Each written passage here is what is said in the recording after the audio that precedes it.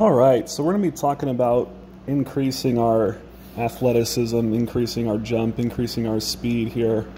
They're all beneficial things that we're going to need as volleyball players.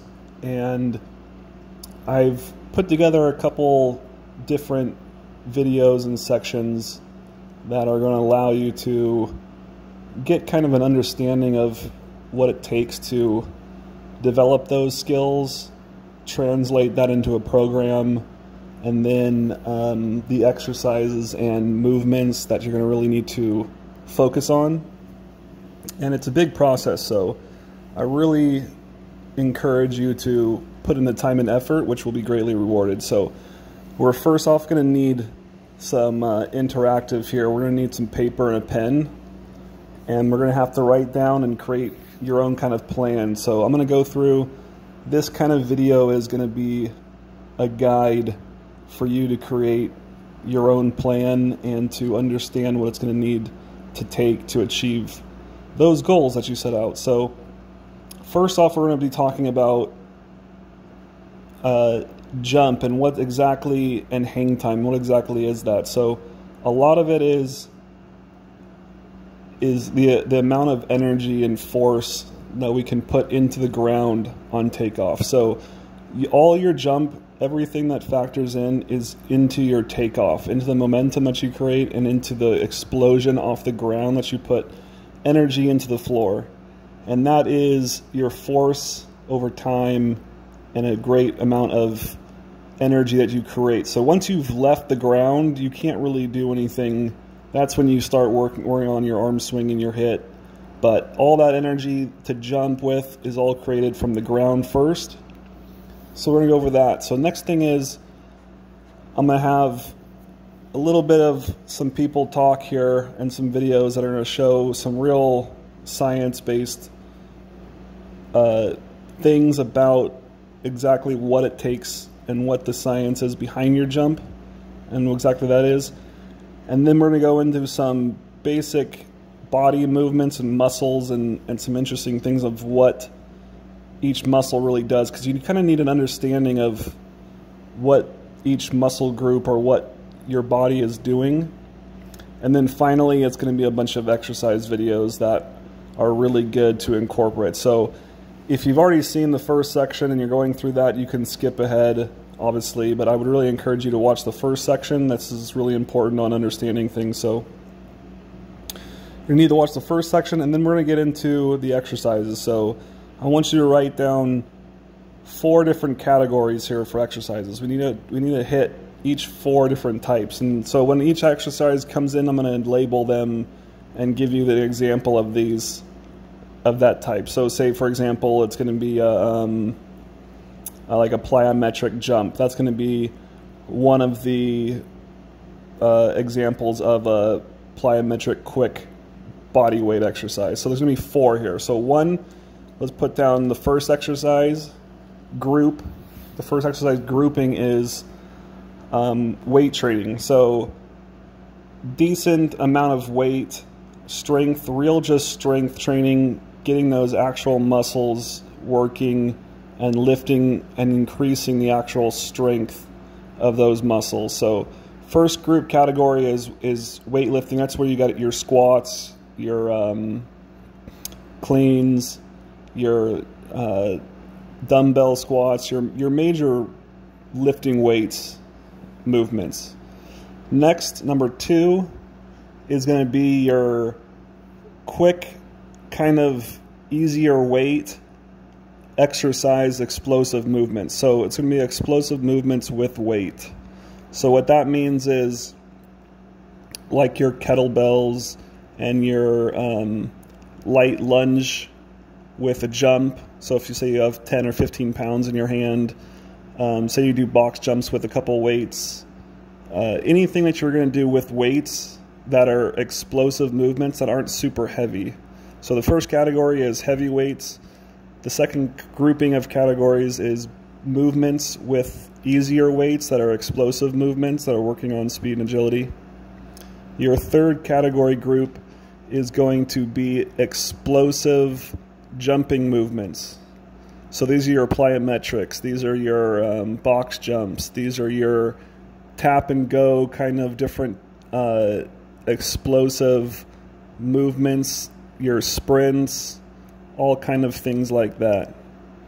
Your fourth and last category is resistant bands and different kind of resistance-based exercises that are explosive movements. So maybe lunges or squats or stuff like this kind of thing that are fast with elastic kind of bands that are working a different type of quick twitch muscles. So it's all about quick twitch muscles, and those are the 4 categories. And we're gonna every time we get into an exercise, I'm going to list one of what this category falls under, and then you can go from there. So first off, I want to go a little bit over the science-based things, and we're going to have some guys talk here that are pretty well known, and they have some really good information. So we're going to start here.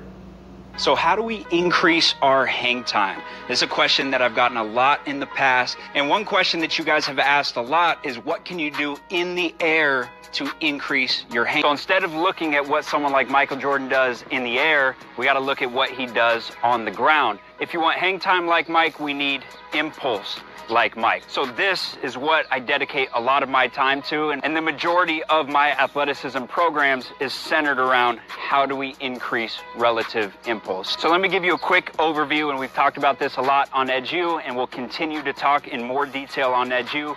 Impulse is basically force times time. So how do we get a bigger impulse? We either increase the force or we increase the time that that force is produced. So we're looking at the average force and the time that that average force is produced. Now, it's also important to note that we're looking at relative impulse. So there's plenty of big dudes out there that can produce a bigger impulse than Michael Jordan, but relative impulse means what is that compared to your body weight. So if we can produce a higher impulse with a lighter body weight, that's going to make us jump higher.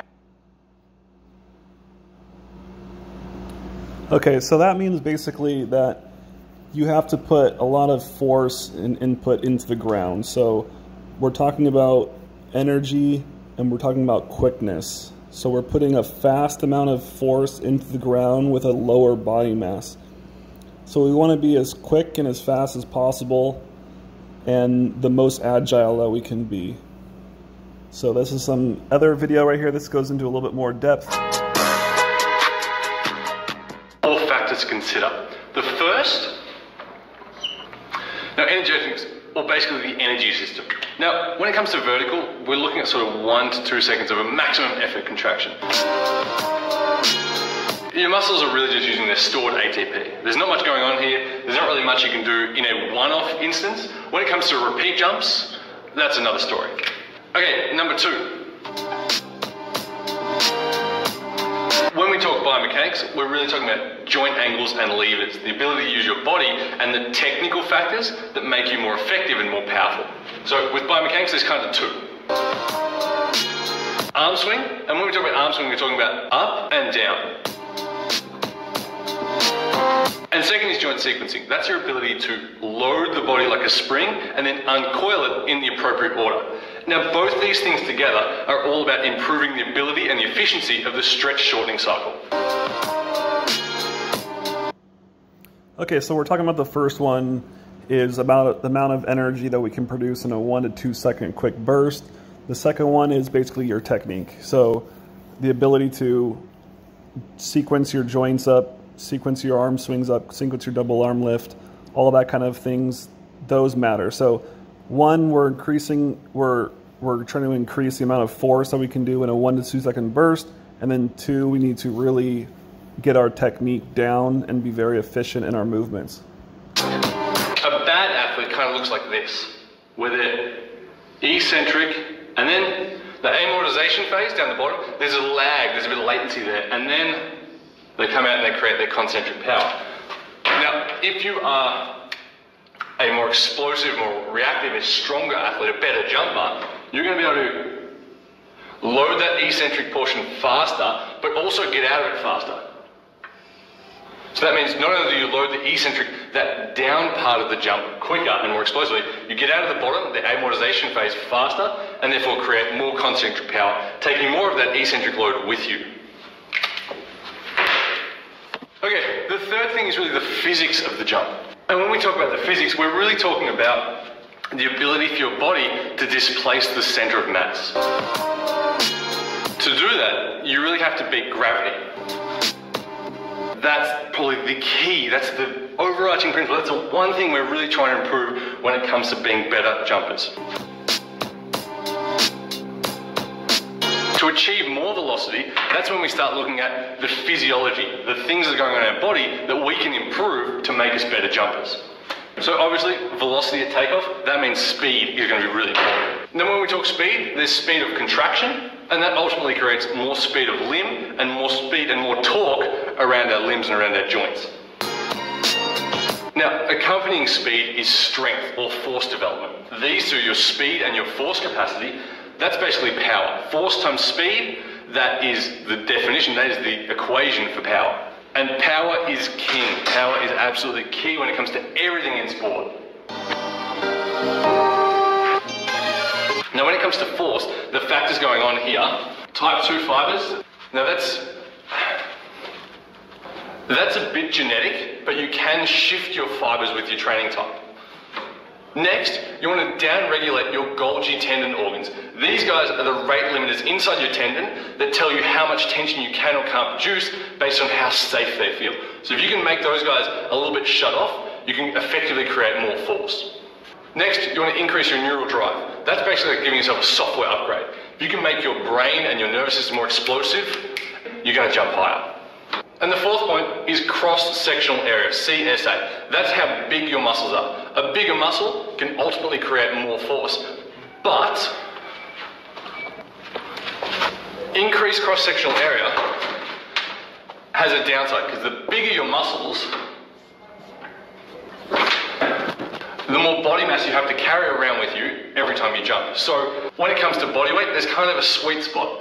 You want enough muscle to create force, but you don't have to carry extra baggage. So being lean, and also to a degree, being lighter. Lighter people tend to jump higher because they can create more velocity and more force relative to their weight, which is actually another really good point. Force and strength, Force and strength, that's really about being relative to body weight. So you can be as strong as you want, but if you also weigh a truck, that's going to make it hard. So if you can be lighter, but still stronger, that's going to help you jumping, because ultimately, that gives you more ability to create velocity at takeoff, because you're moving a smaller object. Okay, back to where we were. So body mass, leaner and lighter is really important. Some other factors that are going on here. Flexibility and mobility is massive. You can create all the force you want, all the speed you want, but if your joints don't have the range to, number one, be loaded like springs, and then number two, to explode and to create triple extension to leave the ground, all that force is for nothing, because you just can't put it through enough range. The more range you can take your muscles and your joints through, the more they work like springs, because they can be loaded tighter and obviously give you more energy back. The last thing is kind of the opposite with your tendons. For every bit of flexibility and mobility you want through your muscles and your joints, you want your tendons to have what's called stiffness. That means when your muscles pull on them, your tendon doesn't actually move much relative to its original shape, so it holds its tightness and its tension. That tendon stiffness, it's a yucky term, I hate the word stiffness, but it is what it is. Stiffness, so that tendon stiffness we're talking about here, that directly links into your stretch shortening cycle. The ability for you to get into eccentrically and then out of concentrically those loaded muscles in that loaded bottom position. So there you have it. That's what sort of constitutes and makes up a vertical leap. Get these things right and improve these things over time, you'll ultimately jump high. That's what it's all about. Squat anatomy. So we're talking about a little bit of the anatomy and how he was talking about muscle fibers moving and muscle ligaments and the actual technique of jumping. So if you don't know anything about your muscles at all, and you don't know anything about the squats, and you don't know anything about what's going on these little videos would be pretty nice. If you do, then you can obviously skip ahead into the workouts. But these are some pretty good videos to start off with. They're kind of interesting, and they give a nice little insight. Which muscles work in the squat? How does the body move? Let's examine this together.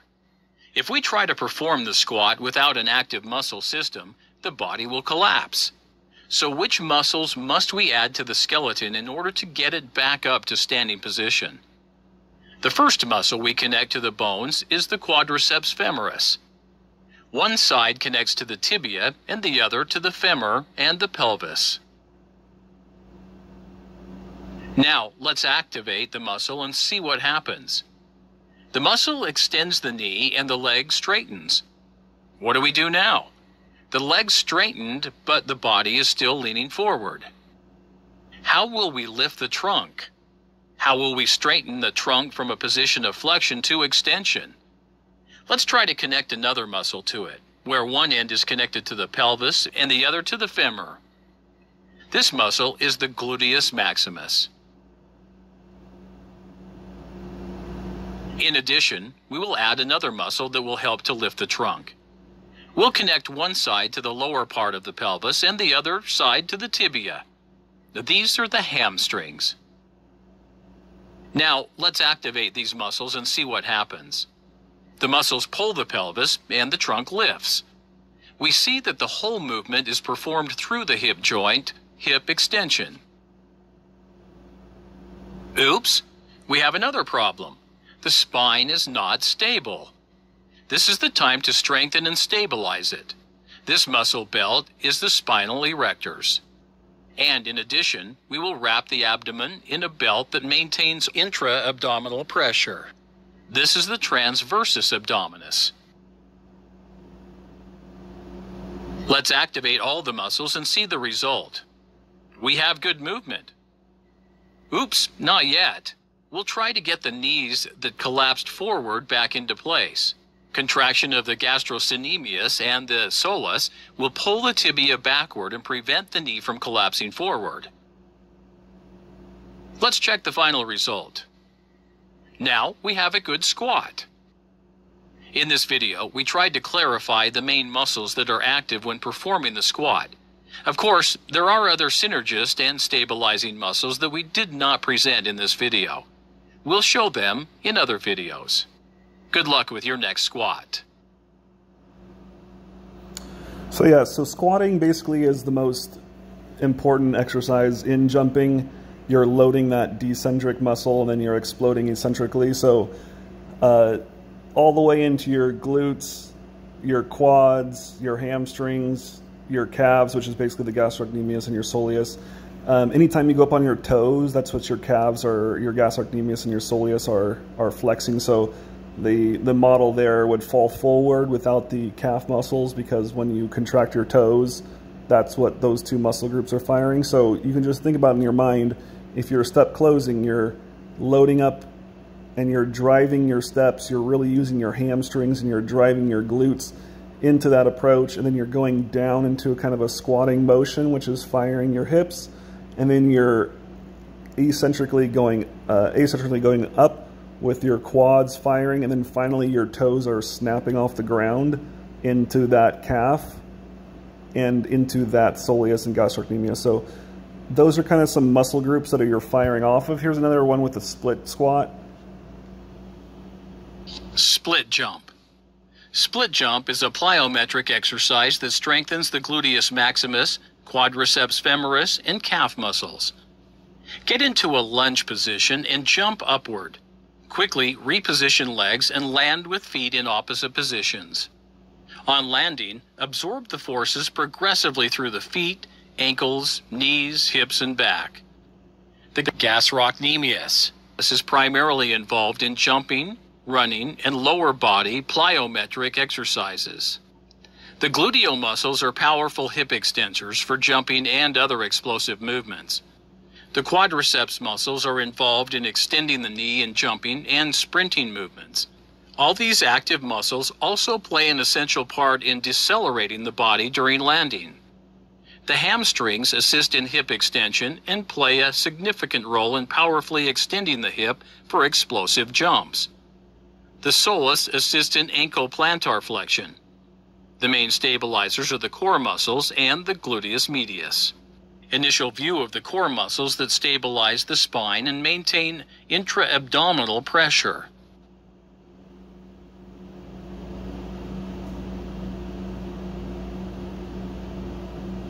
Arm swing helps to increase vertical jump height. The anterior deltoid flexes the shoulder, raises the arm. Arm swings contribute to enhancing jump height, not only by raising the center of gravity of the arms, but also by augmenting the work of the lower extremity joints, especially the hip and ankle joints.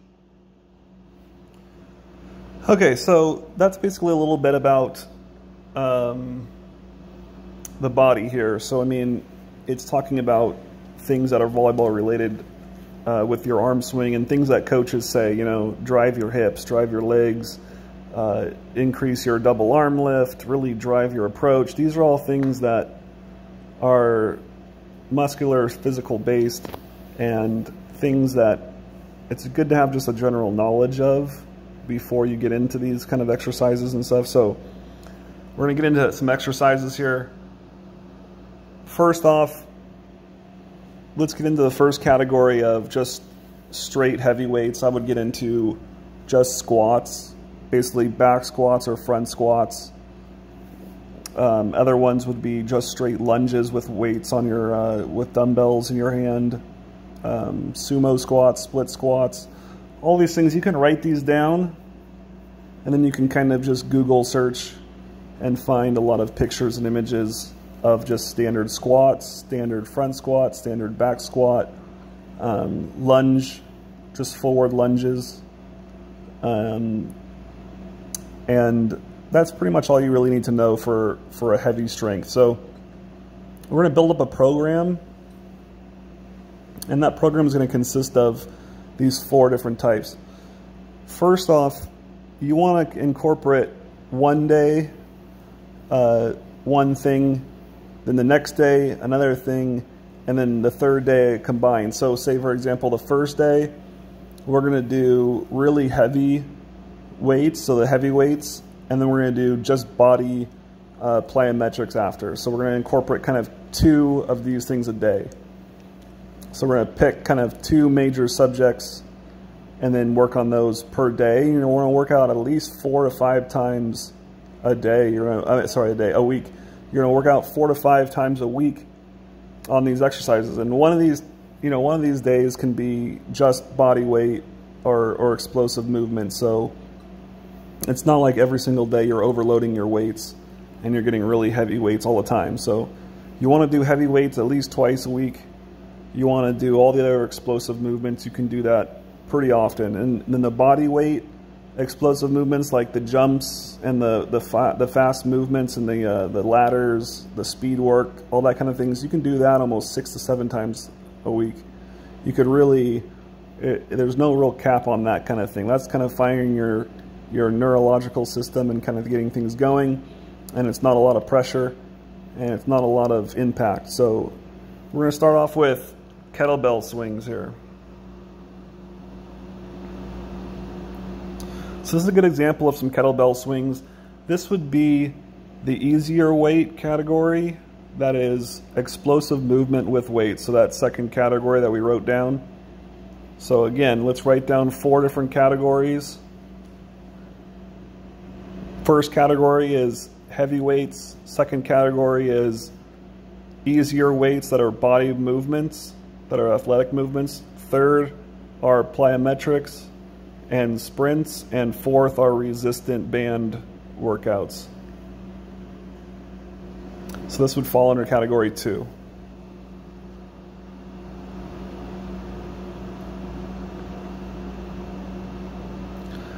Again, this would fall under category 2 also. This is a very dynamic movement. Look how low that hip is going. Look how that knee on that right knee is being very strong and over the shoulder. So we really want to focus on the technique. And remember the ab muscles that we talked about. They're really interesting. The core is keeping the body lined up, right? So he's going up and down, so he's really lining up that leg. Here, this quad muscle and the calf is really pushing, and then that hip right here is really loading up at this point. That's when you're descending, and now this leg muscle angle is really a lot of angle and a lot of force that needs to be pushed, but your abs have to be strong to keep this body motion up. All right, so you want to do about 10 each leg, 2 to 3 sets, and then switch each leg. So 10 on one leg, 10 on the other leg, and then rest. And we're going to rest for a good 2 minutes in between sets. So we want to really not wear ourselves out so much when we're doing this, because we want to do fast, quick. We want to get very quick twitch muscle fibers, so we don't want to, we actually do want to rest and really give it our all each time. So we're not trying to just kill ourselves with cardio. This is not cardio, this is power training. So we're going to give ourselves some rest, and we're going to do really explosive full movements. It's really counterproductive if you just kind of go through the motions here. You kind of really get in what you put out. So you really have to put in a lot of force and a lot of energy during those things. So I'd rather you almost take extra rest and then really give it your all explosive movements in these exercises rather than just going through the exercises.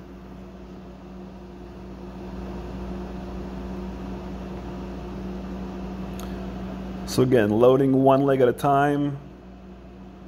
This falls under category 2, easier weight with explosive body movement.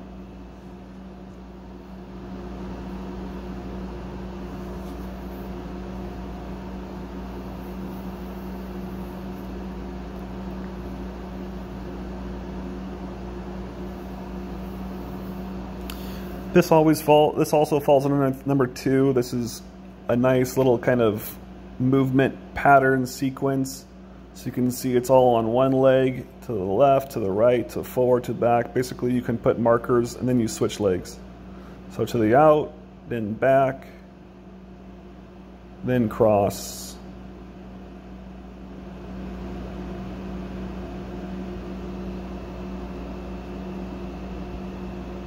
So again, here's a little different exercise. So these are all just options and little variants that we want to throw in there. So here, forward, back, forward, back, forward, back, keeping quickness too with your body motion. Keeping that chest up.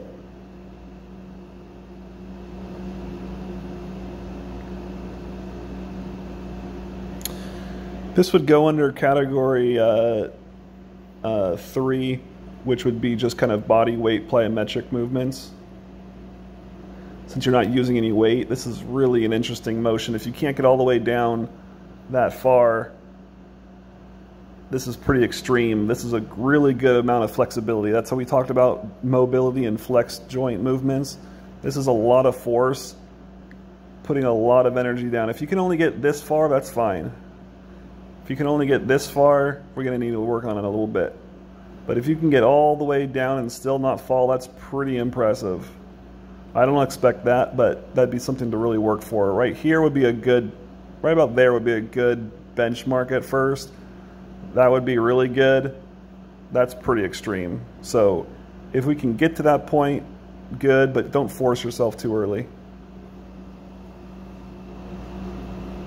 Again, this is kind of the thing you can work on almost every day, this. And these are body weight, explosive body weight, easy movements. These fall underneath your ladder drills, your easy plyometrics here.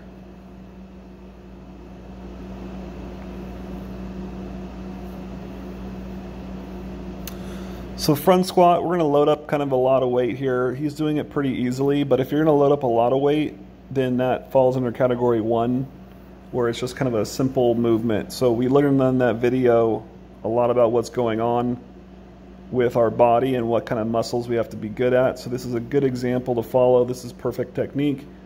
This is really good, keeping the chest up, really loading on those quads, on those glutes. And the toes, at the last second, the toes right there kind of push up a little bit, but we're keeping our head aligned. Everything looks good.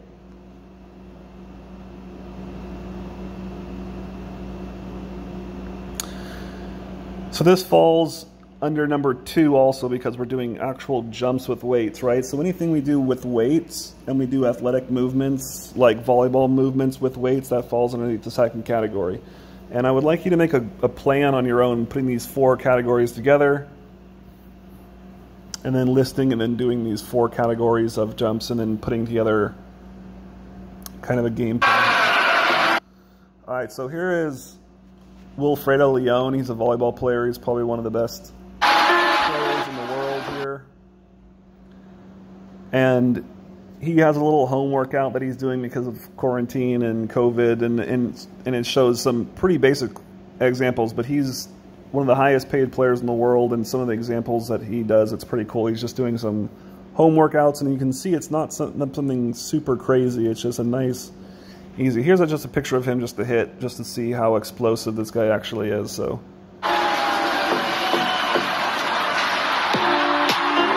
he has basically the fastest serve in the world. So you can see he's a relatively lean guy.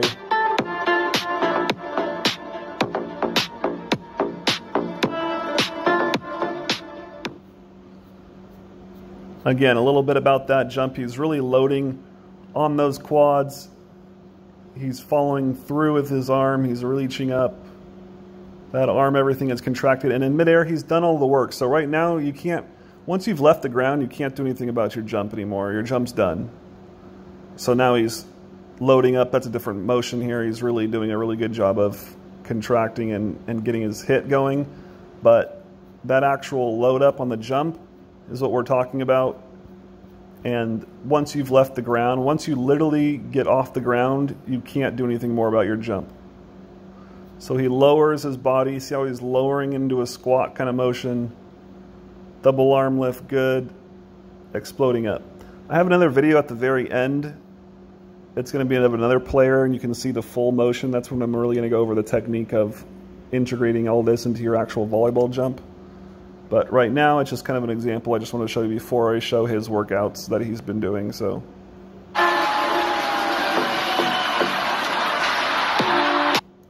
yeah, he's creating a lot of force and a lot of energy very quickly. We talked about that video. Talked about the good athletes produce a lot of force in a very short amount of time and then get off the ground very quick. You can see very quick.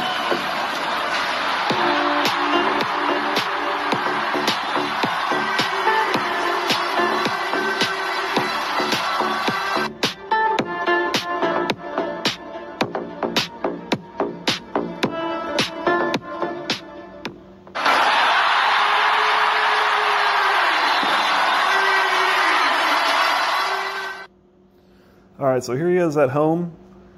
He's just doing a basic squat and just barely touching a chair. So he's sitting at home. He's got a weight in between his arms. You can use a bunch of water bottles. You can use a backpack. You can use pretty much anything. And this is not a whole lot of weight. I mean, we're talking about one of the most explosive, strongest athletes in the entire world here, and that's how much weight he's using. So it's not like he's going crazy here and squatting 500 pounds and producing all this stuff. So he's basically just tapping barely onto the chair and then coming up. Onto the chair and coming up. That's category 1. So this is another one. This is kind of a deadlift exercise. So this is also category 1. You can use just little simple weights, but right here you can see it's a very strong aligned back, and this is really working the hamstrings here. So the hamstrings are really contracting here and then straightening the whole back area up and then pinching the back very strong, making the hamstring very tight. So again, your hamstrings are very important. You're kind of loose with your arms here. It's kind of dead weight. Going down, keeping your back, your head, shoulders up. Going down into a nice squatted position and then exploding up. So here, easy up. That would be category 1 here. And the famous mountain climbers, which if you've been on one of my squads, you know that this is important. And so this would be one of those everyday exercises you can do pretty easily. So let's go back to the mountain climbers really quick. See how far that knee is going. See, I talked about this a lot. Look how far that knee is going up. It's really a full motion mountain climber. So we're really getting that hip to move and explode. So we're moving quick and fast, explosive hips. Here's kettlebells. This is number 2 again. You can see the other guy was doing kettlebells. Kettlebells are a really good job because they're really getting these muscles firing. They're really getting the top of the legs firing here. The leg motion is really getting up. And it's working on kind of a jumping, kind of similar motion as jumping. And you don't have to do them super heavy either, but they're a really good exercise for your jump. Again, here's the squats. Squat, this is a really good motion. Try to keep this tempo, try to keep this pace, try to keep this weight. Tap the chair. You can put a chair there. He's just barely tapping it and then lifting up. Again, a hamstring curl, this is really good. So you can really see the back is getting strong and the hamstrings are really curling and getting strong here too. This would be a number 3. Then you can modify it by adding up, and that's kind of adding a little bit extra on that hamstring here. Great exercise here, great exercise.